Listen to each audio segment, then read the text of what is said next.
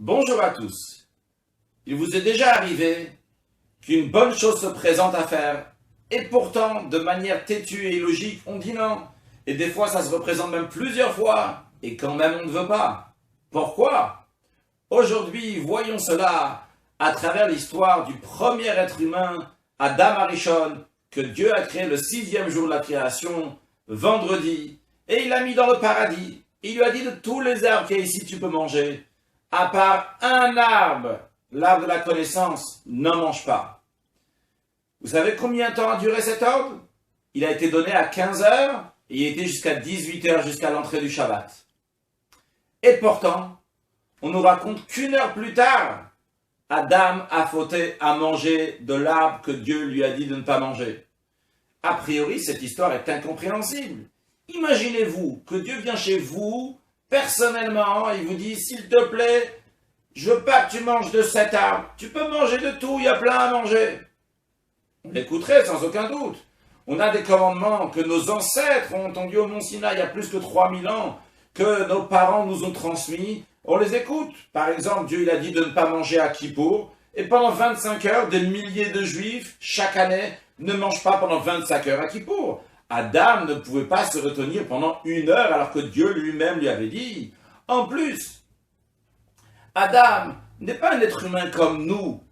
Nous avons été conçus par nos parents et en fonction des intentions de nos parents, on a eu certains caractères et certaines forces spirituelles, tandis que Adam a été créé par Dieu lui-même. Sûrement, c'était quelqu'un qui était beaucoup plus fin, beaucoup plus pur, etc., comme c'est expliqué dans les livres. Comment est-il possible qu'il a fauté? Seulement l'explication est simple. C'est la suivante.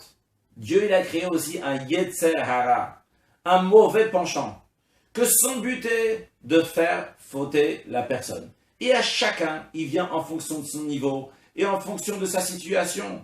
De la même manière qu'il vient chez nous, il est venu chez Adam Arishon. Et pas seulement de la même manière qu'il vient chez nous, mais encore plus, parce que de plus en plus la personne est plus importante, eh bien, le Yetzer Hara, le mauvais penchant, est plus fort par rapport à son niveau.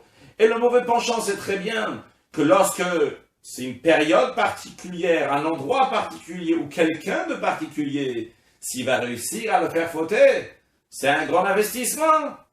Et c'est la raison pour laquelle que le Yetzer Hara, le mauvais penchant, a investi de toutes ses forces dans le premier être humain, que si lui allait fauter, eh bien, toutes les générations à venir allaient subir les conséquences. D'ailleurs, en effet, il a été renvoyé du Gan Eden, du paradis, et jusqu'à aujourd'hui, on n'est pas reparti là-bas. Et jusqu'à aujourd'hui, nous avons de ce mal qui est rentré dans lui à travers cette transgression, dans nous aussi. Donc, c'est-à-dire qu'il y a eu une influence pour toutes les générations à venir, et c'est pour ça qu'il a investi de toutes ses forces pour la seule et unique mitzvah, commandement que Adam avait, pour qui va la transgresser. Qu'est-ce que ça veut dire pour nous dans la vie de tous les jours? Chez nous aussi, on voit des fois, il y a des choses qui sont assez faciles à faire. Ça met 2 minutes pour mettre les téphilines tous les jours. Ça met quelques secondes pour allumer les bougies de Shabbat le vendredi soir. Ça met un petit moment pour étudier la Torah. Il reste encore plein de temps dans la semaine pour faire d'autres choses. Et ce moment d'étude, on est tout à fait conscient qu'il va avoir une influence sur tout le reste des jours de la semaine, sur l'atmosphère dans la maison. On comprend que c'est la bonne chose à faire et on comprend que ça ne met pas tellement de temps. Et pourtant, on a du mal à faire certaines choses. Le Talmud raconte que Rav Yosef a demandé au fils de Rabba quel commandement ton père le faisait le plus attention. Et il lui a répondu, mon père faisait très attention à la mitzvah des tzitzit. Un jour, il est monté sur l'échelle et il y a un fil qui s'est coupé. Il n'a pas bougé de là-bas jusqu'à qu'il a arrangé le fil.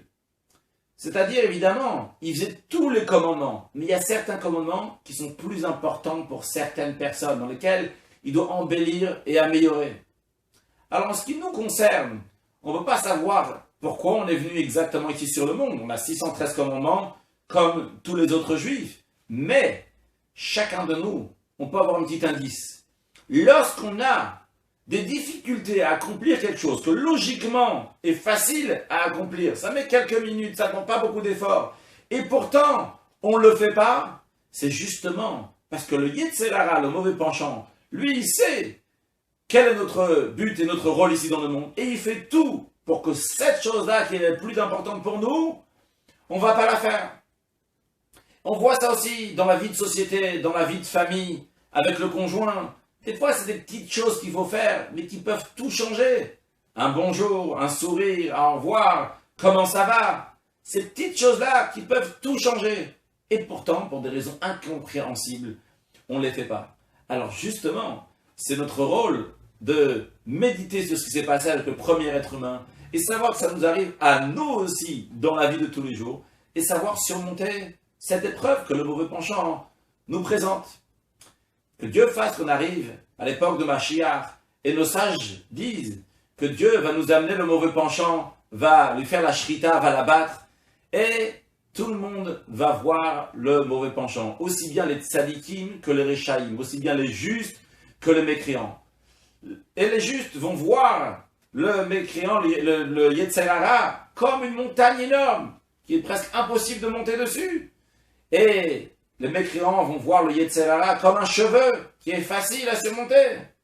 Et les deux vont pleurer. Les justes vont pleurer de joie. Waouh, comment on a réussi à surmonter ça? Et les mécréants vont pleurer. Comment on n'a pas réussi à surmonter un cheveu?